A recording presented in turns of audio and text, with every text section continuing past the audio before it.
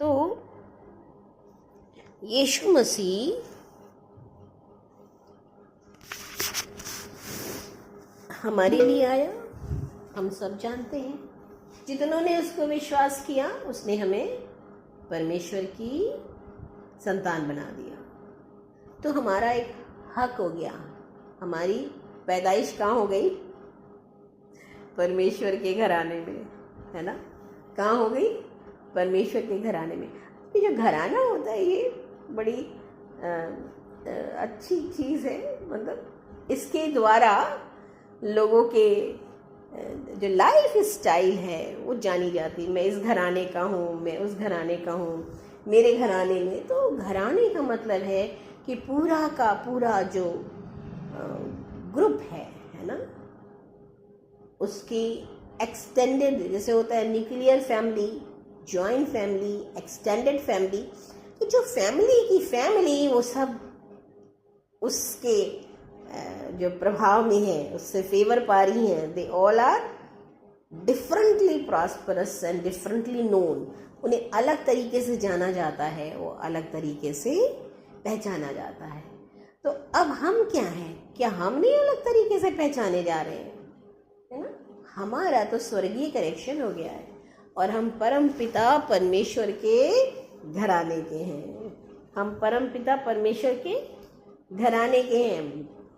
यानी कि अगर ये बात हम रियलाइज कर लेते हैं, अगर इतनी सी बात हम रियलाइज कर लेते हैं कि हम किस घराने को बिलोंग करते हैं, तो हमारी 90% प्रॉब्लम ऑटोमेटिकली ख़त्म हो जाती है। क्यों? क्योंकि यीशु मसीह से उस संतुरियन ने क्या कहा था कि आपको वहाँ जाने की ज़रूरत नहीं है, आप कह रहा यहीं से बोल दीजिए, वो ठीक हो जाएगा। तो वो क्या कर रहा है? वो एक बार में इस बात को जता देता है कि यीशु मसीह आपको इधर उधर भागने की, जाने की भी कोई ज़रूरत नहीं है। आप यहीं से बैठे बैठे बोल दीजिए और क्या होगा?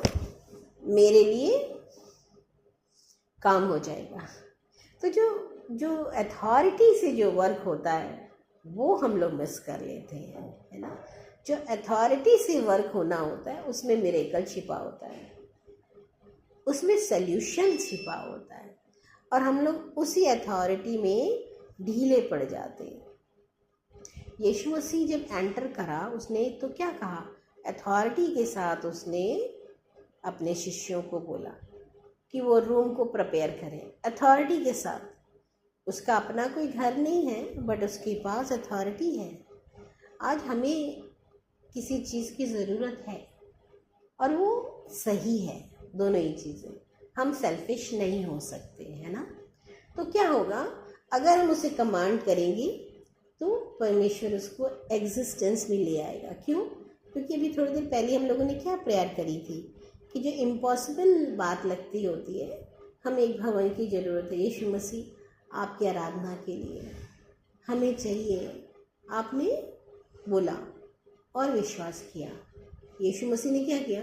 जो इम्पॉसिबल बात थी उसको पॉसिबल कर दिया। आमीन। तब परमेश्वर क्या करता? हमें लोकेट करता है कि अरे नीता यहाँ खड़ी है, अरे संजीता यहाँ है। तो क्या करता है वो वहाँ से अपने स्वर्गदूत के को भेज के बोलता, देखो ये यहाँ खड़े हैं, इनके ऊपर फेवर छोड़ दिया है मैंने, जाओ जितने लोगों की जो भी चीज़ों की आवश्यकता है क्या करो, उन चीज़ों को प्रोवाइड कराओ, है ना। तो जो लोकेशन होती है वो कैसे है? मेरे पिता ने बोल दिया कि जाओ, वो देखो उस लोकेशन पे मेरी संतान खड़ी है जिसे मैंने यीशु मसीह के ज़रिए गोद लिया है। तो पिता ने क्या बोला? संतान, मेरी संतान। और स्वर्गदूत ने क्या किया? वो भाग के आए और उन्होंने तुरंत हमारे को लोकेट कर लिया और उन्होंने कहा ये है पर्सन, ये है व्यक्ति, ये है जिसे परमेश्वर ने चुना है और उसके जीवन में ये काम होने जा रहा है। तो तुरंत वो क्या करते हैं? तेजी से काम में लग जाते हैं। अगर ये बात मेरी समझ में आई है तो एक बार हम लोग फिर से इस प्रार्थना को करेंगे बोले पिता परमेश्वर, आपकी पवित्र आत्मा पूरी सामर्थ्य से मेरे ऊपर आए। मेरी हर गलतियां, मेरे हर अधर्म जो मेरे और आपके बीच में आ जाते हैं, उन अधर्मों को, उन पापों को, उन गलतियों को मेरे जीवन से हटा दीजिए, ताकि जो आपने मेरे लिए रखा है, जो आपने मेरे लिए रिलीज कर दिया है, उसको पाने में मैं तुरंत एक्टिव हो जाऊं। बोले एक्टिव मोड, कौन सा मोड आ गया? एक्टिव मोड आ गया, क्योंकि परमेश्वर ने रिलीज कर दिया है। आमेन, आमेन। बोलिए परमेश्वर ने रिलीज कर दिया है। आमेन। तो परमेश्वर मेरे और आपके जीवन में एक मिरेकल करने को मूव हो गया है। यीशु मसीह अगर जेरूसलम में ना आते और वो आ करके अपने आप को उन्होंने दंड के लिए, है ना, सजा के लिए ना देते, तो आज हम यहाँ ना बैठे होते। तो उनका दंड के लिए जाना, सजा के लिए जाना एक मूवमेंट था, एक वो पल था जिसे उन्होंने हमारे लिए, उन्हें सजा मिली ताकि हम फेवर पाए, हम सम्मान पाए, हम भटके नहीं, हम पिता को पाए। तो हमें इतनी चीज़ों से उन्होंने बचाया। जैसा भी कर्जा हमारे ऊपर है, जैसा भी कर्जा था, उन्होंने वो हमारे जीवनों पर से हटा दिया। आमेन। एलीशा, अगर हम सेकंड किंग, दूसरा इतिहास, दूसरा राजा कैन वी रीड, या मैं ही पढ़ सकती हूँ यहाँ से, नो प्रॉब्लम। दूसरा राजा 7 और उसका 1 और 2 देखिए क्या कहता है। इसमें लिखा है, तब एलीशा ने कहा, यहोवा का वचन सुनो। यहोवा यूं कहता है, कल इसी समय शोमरोन के फाटक में सा भर मैदा 1 शकेल में और 2 सा जौ भी 1 शकेल में बिकेगा। ये कहना क्या हो रहा है? और देखो आगे क्या लिखा, तब उस सरदार ने, जिसके हाथ पर राजा तकिया करता था, परमेश्वर के भक्त को उत्तर देकर कहा, सुन, चाहे यहोवा आकाश के झरोखे खोले तो भी क्या ऐसी बात हो सकती है? उसने कहा, सुन, तू ये अपनी आंखों से तो देखेगा, परंतु उस अन्न में से कुछ खाने ना पाएगा। तो यहाँ पे है परमेश्वर का दास खड़ा होके कह रहा है, कल इसी समय, है ना, और वहाँ वो कह रहा है कि कुछ नहीं मिलने वाला, तू ऐसे ही बोलता रहे। लेकिन वो कह रहा है कि ठीक है, हम सबको तो मिल जाएगा, क्योंकि तुम विश्वास नहीं कर रहे हो, तुम्हें नहीं मिलेगा, तुम अन्न का एक दाना भी नहीं छू पाओगे। तो जब हम स्पिरिचुअल रिल्म में, जब कोई दास बोलता है और हम ऑपरेट करते हैं, तो जो परमेश्वर का वचन होता है वो क्या करता है, वो तेजी से हमारे जीवन को एक अलग दिशा में मोड़ देता है। हम परमेश्वर के लिए फिट बना दिए जाते हैं। हमने कहा ना, हमारे जीवन से पाप को उखाड़ दो प्रभु यीशु मसीह। तो जब हम लोग ऐसी प्रार्थना कर रहे हैं, तो क्या है, जो पाप है वही हमारे और परमेश्वर के बीच में आता है, वही हमें ढीला कर देता है, वही हमें हमारा मिरेकल नहीं लेने देता, और हम स्ट्रगल करते हैं। अगर हम मिरेकल नहीं ले रहे, फेवर नहीं ले रहे, तो हम क्या कर रहे हैं, स्ट्रगल कर रहे हैं, है ना। और अगर हम इस बात को समझते हैं, तो अगर उसमें लिखा है कि कल, फिर से मैं पढ़ रही, एलीशा ने कहा, यहोवा का वचन सुनो।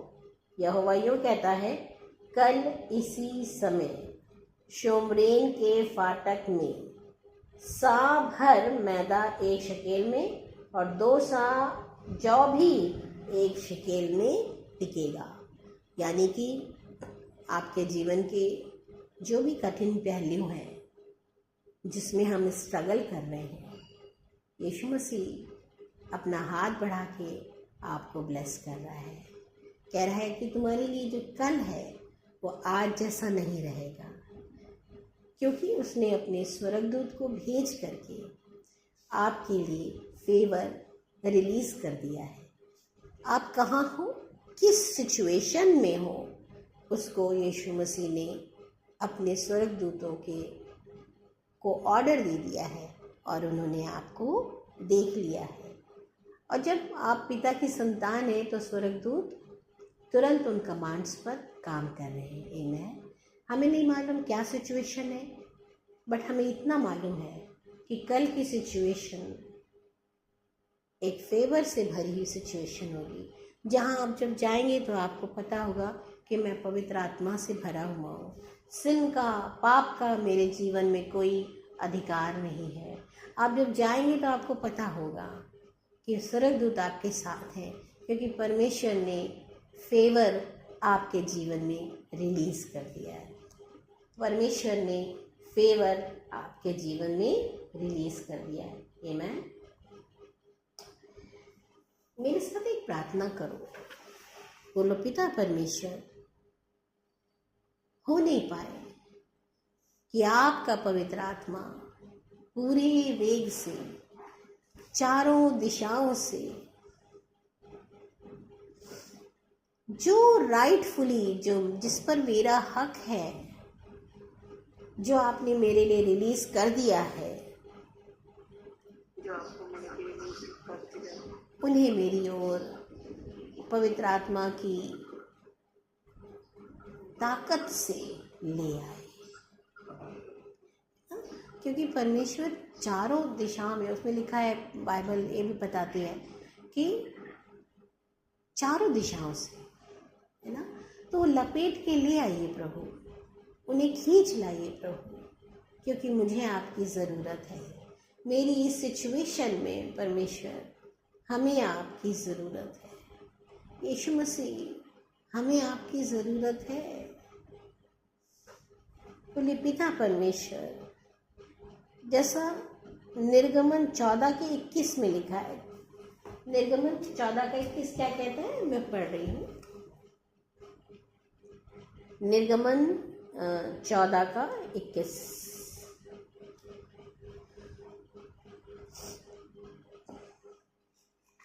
सदा मैं तारीफ करूँगा और सदा तुझे याद करूँगा। Can you understand? हम क्या परमेश्वर को भूल सकते हैं? कदापि नहीं। क्यों हम उसको याद रखते हैं, ये भी एक बड़ा क्वेश्चन है। हम उन्हें याद रखते हैं क्योंकि वो हमारे जीवनों में कार्य करता है।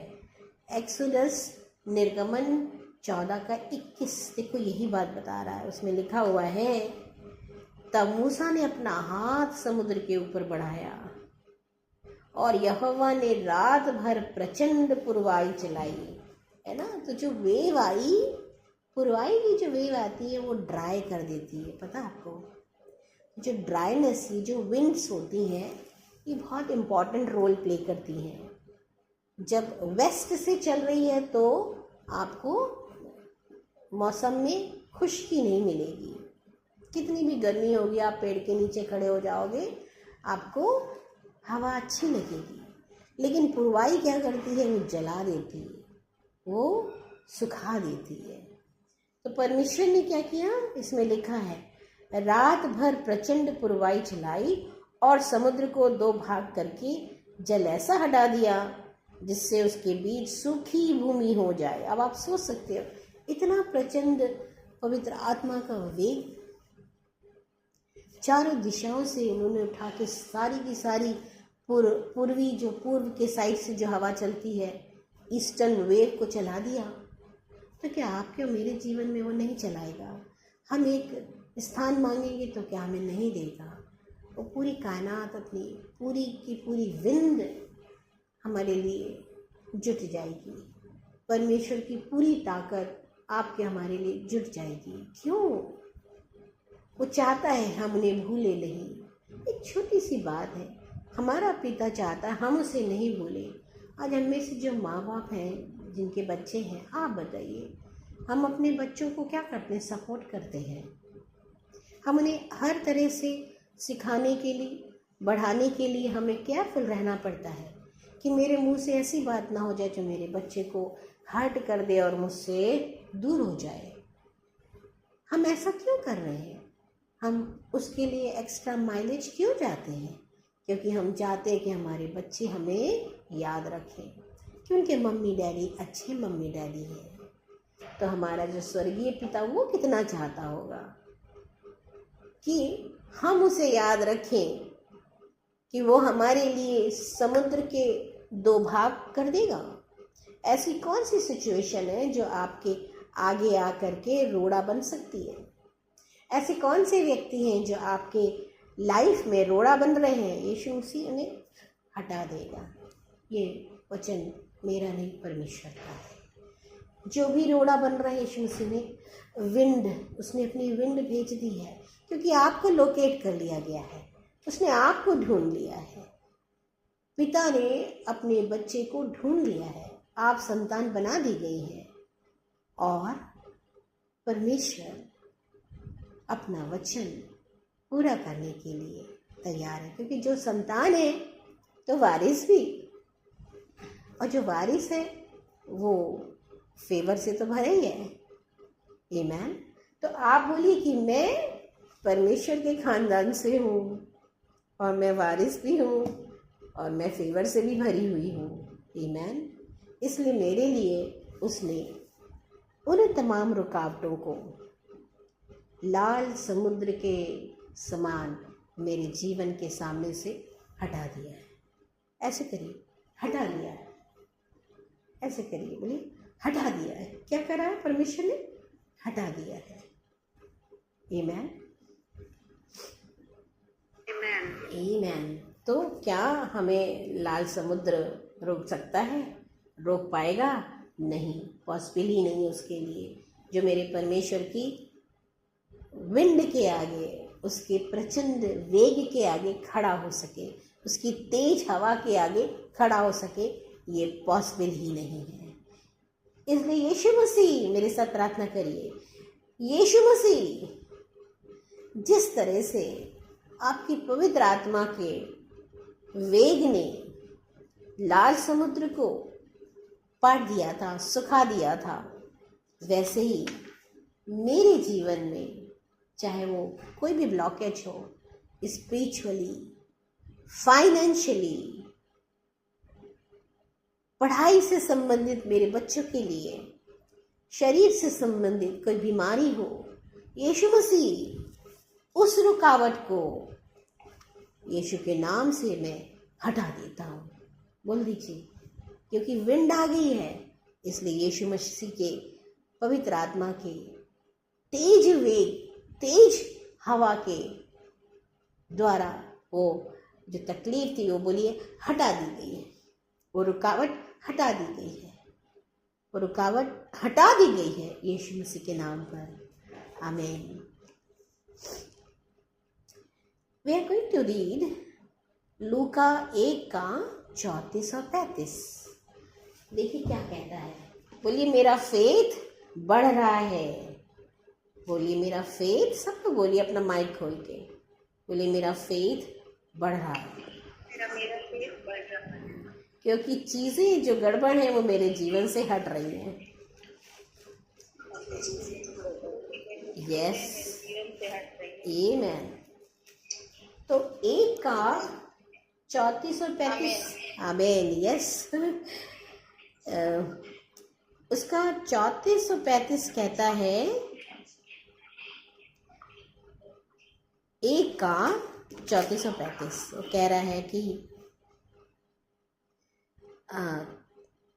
जब मरियम ने स्वर्गदूत से कहा ये कैसे होगा, देखा मनुष्य की बुद्धि, कैसे होगा, ये कैसे होगा, मेरा खानदान बड़ा है कि दुनिया वालों का खानदान।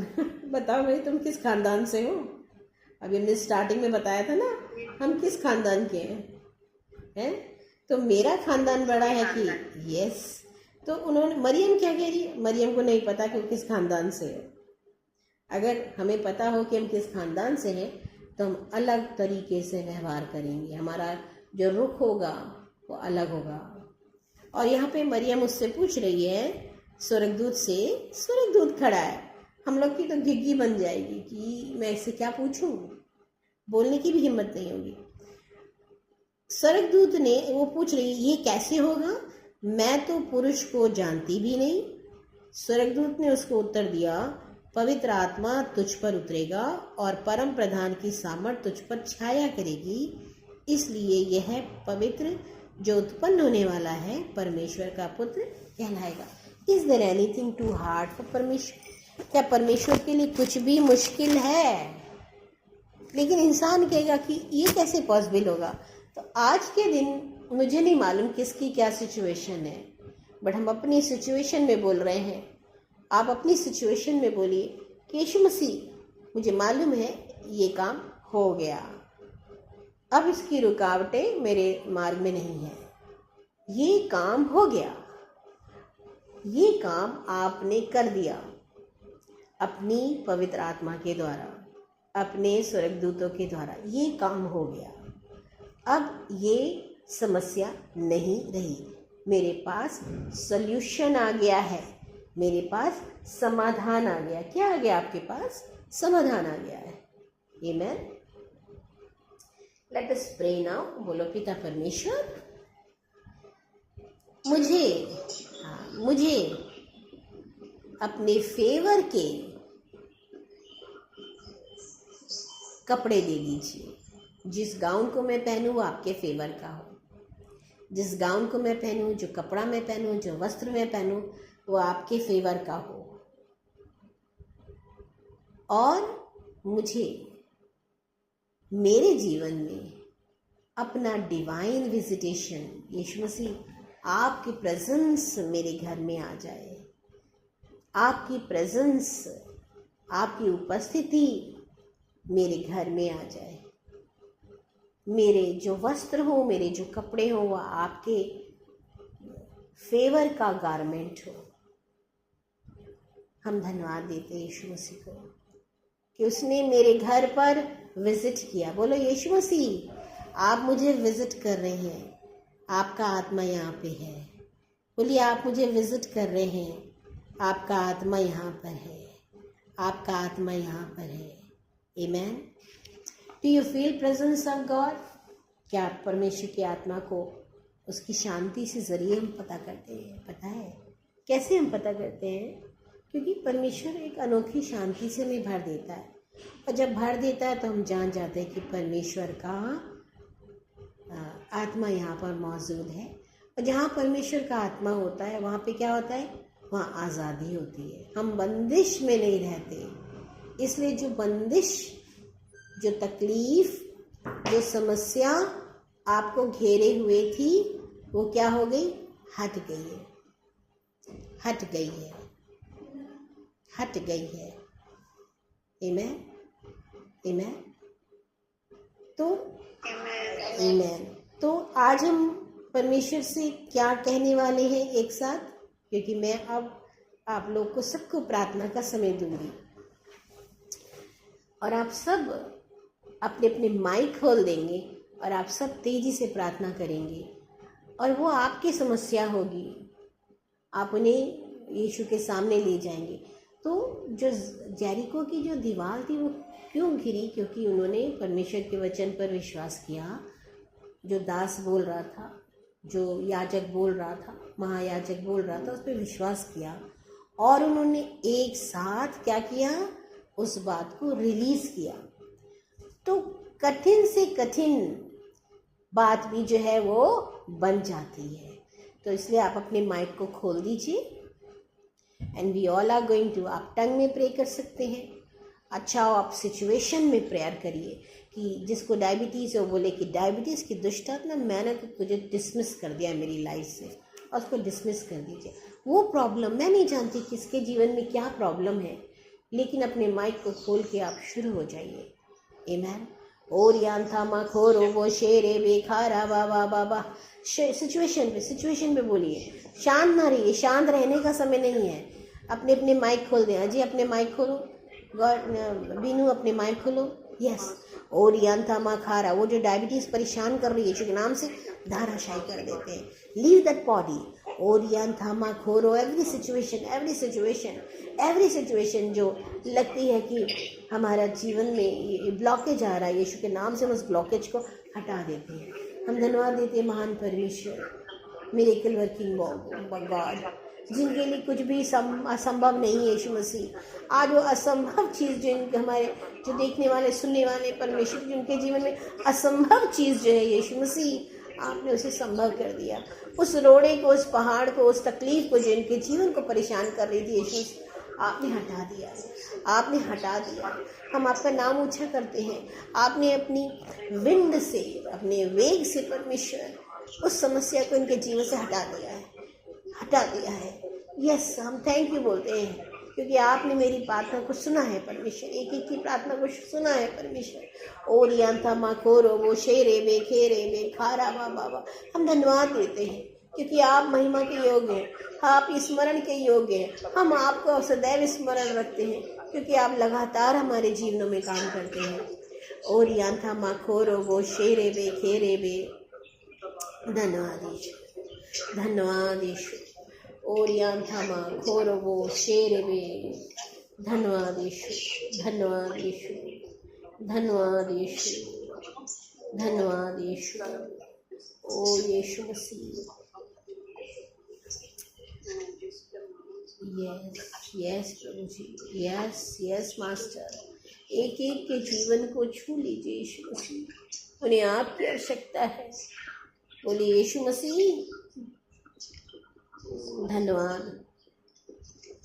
मेरे साथ प्रे करिए, माइक खोल दीजिए। और यांथा माँ खोरो, बोलो पिता परमेश्वर अपनी डिवाइन अरेंजमेंट से, है ना, परमेश्वर का डिवाइन जो कार्य वो संभालता है, जो दैवीय उसका प्रबंध है ना, बोलिए अपने डिवाइन अरेंजमेंट से यीशु मसीह जो मेरे भाग्य को, मेरी डेस्टिनी को हेल्प करने के लिए आपने लोग रखे हैं, उन्हें मुझसे कनेक्ट कर दीजिए। मेरे हेल्पर्स को मुझसे कनेक्ट कर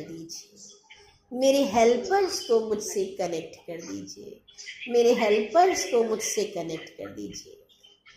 थैंक यू जीसस कि आपने